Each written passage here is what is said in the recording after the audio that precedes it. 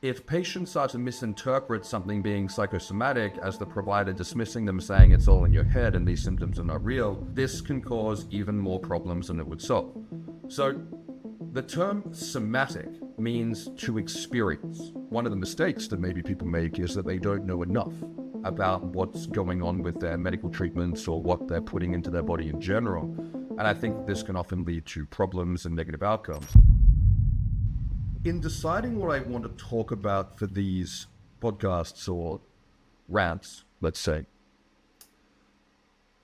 I tend to reflect back on the last week or the last few days of consultations or patient case studies that I've been looking at with my clinics and try to distill and concentrate down as much value as I possibly can from what I've learned and what I believe is the most applicable to the largest percentage of the audience, both in terms of patients and providers.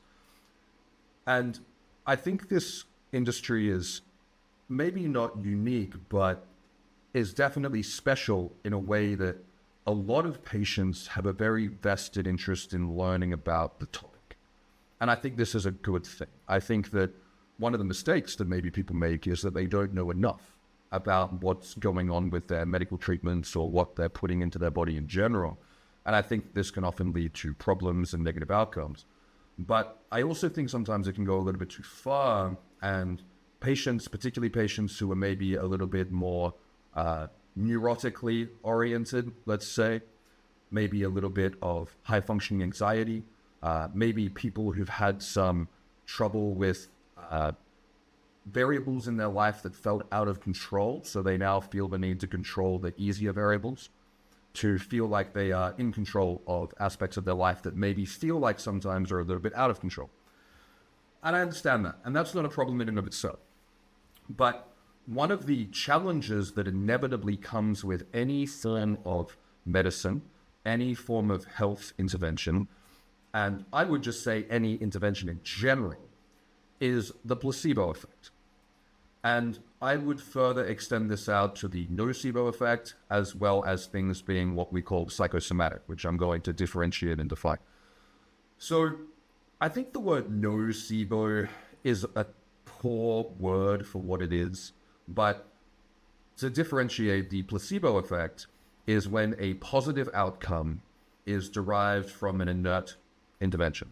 So let's say the control group gets a sugar pill, and part of the sugar pill group who thinks they've had the medical intervention get a response that is akin to the outcome that we're looking to achieve from the intervention. The mind is very powerful. Then you've got the nocebo effect, which is kind of like the negative placebo effect rather than no placebo. But anyway, I think it's a bad word. But the nocebo effect is when there is a negative outcome or a side effect or a consequence from the inert intervention. So in this same analogy, let's say the sugar pill causes the side effects of the potential medical intervention that the patient is not actually receiving. And again, this happens all the time. So the placebo and nocebo effect are very interesting in medicine, to the point that when they do research studies, they actually have to do something which is called a double-blind placebo-controlled trial, which is where the scientists who are running the study and the patients don't know who's got the placebo and who doesn't. This is what double-blind means. So it means that the authors or the researchers, as well as the patients, are not able to be impacted by the placebo or nocebo effect. That's very important. But what we also see in a lot of research is that, for example, with SSRI antidepressants is a very common one, is that the placebo intervention will often outperform the actual medication, meaning that the group that got the sugar pill can sometimes actually experience better outcomes, which is a real problem when we're looking at the design of antidepressant medications and the fact that these are still practiced as a frontline treatment, but that's a different discussion. So we see a lot of placebo and nocebo effects come up in TRT. And we also see a lot of stuff that is very real written off as a placebo effect. You know, when people start a testosterone replacement therapy treatment and they feel a profound effect within the first few days, some practitioners who are not properly informed in how their field actually works will say, oh, that's a placebo effect. You don't feel it that quickly. Well, the testosterone in the serum peaks very rapidly after the injection. So if a patient feels subjective outcome from that, that's not a placebo. It can be partially a placebo, of course, but there is still a very real biological change that occurs. Similarly, when patients, again, going back to the antidepressants, when the doctors don't understand what these medications do, how they peak and how their half-life works, they go, oh, well, these medications take 6 to 8 weeks to work. So if you feel anything within the first 6 to 8 weeks, it's purely placebo. No, that's not how those medications work at all. So sometimes the placebo and nocebo effect is misplaced, but one of the core issues that I deal with a lot coaching in this space, as well as working with doctors and nurse practitioners with their patients, is patients having issues with psychosomatic side effects, or maybe side effects isn't the right word, but psychosomatic symptoms.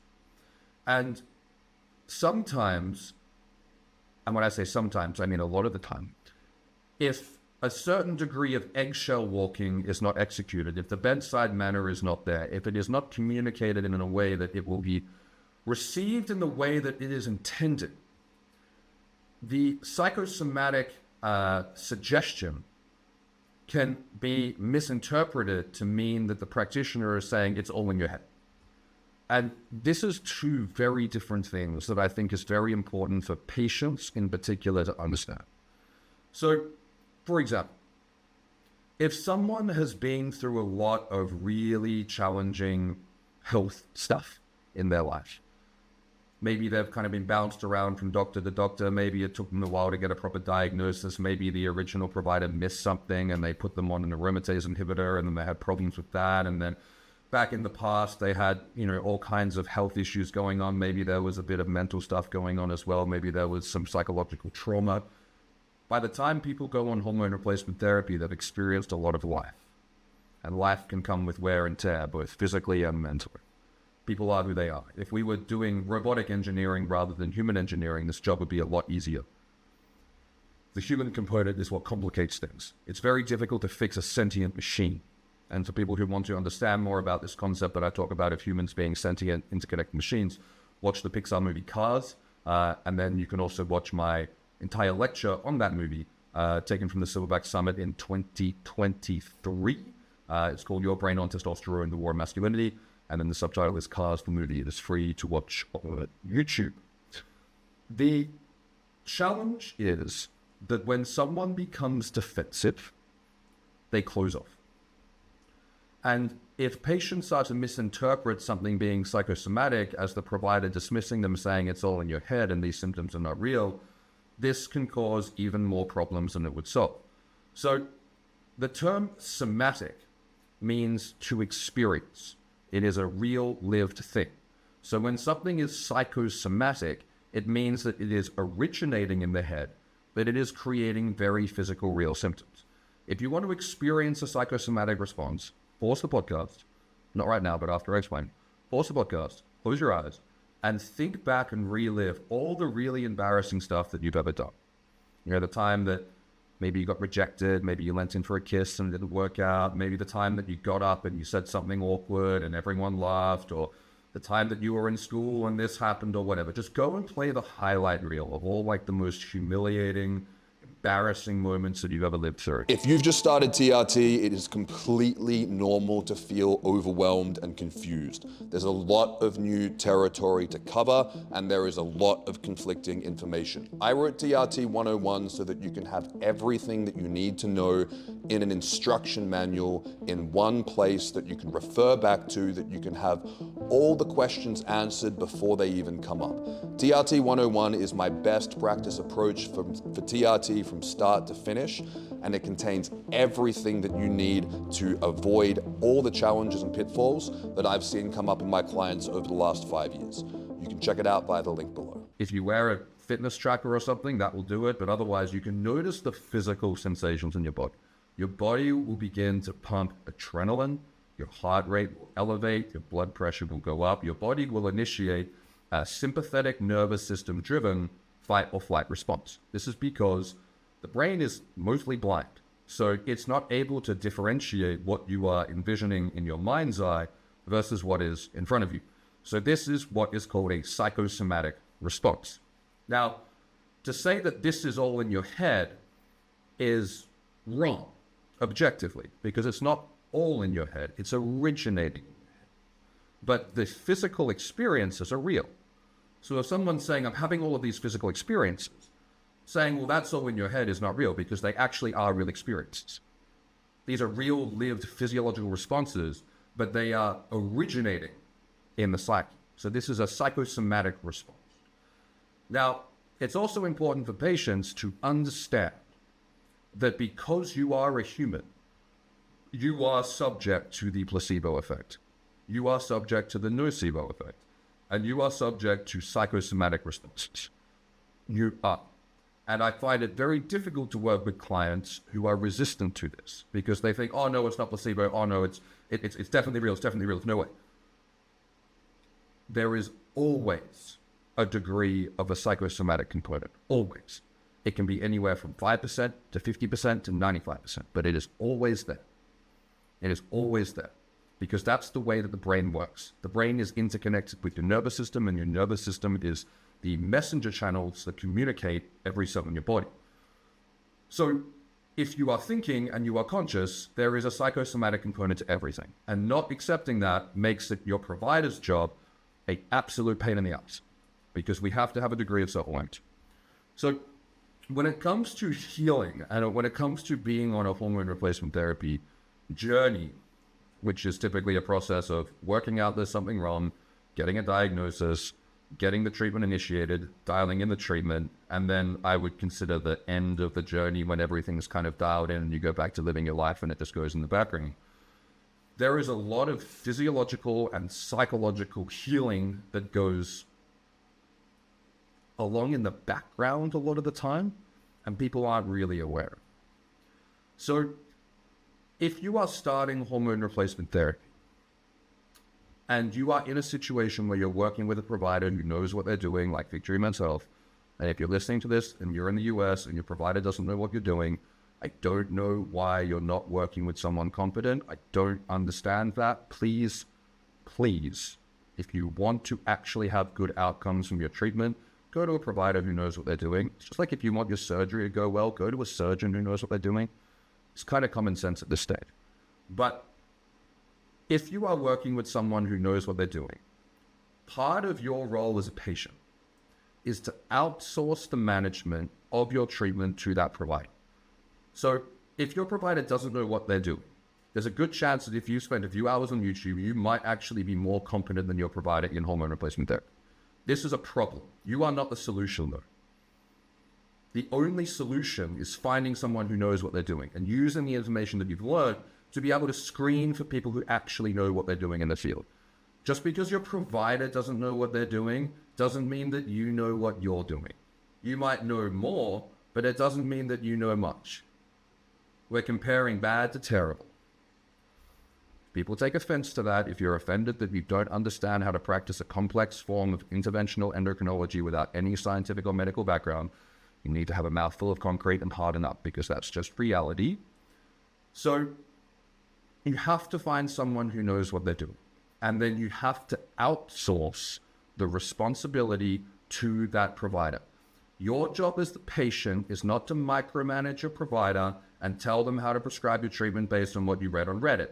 This is called the Dunning-Kruger effect. This is sitting at the peak of Mount Stupid. This is a problem.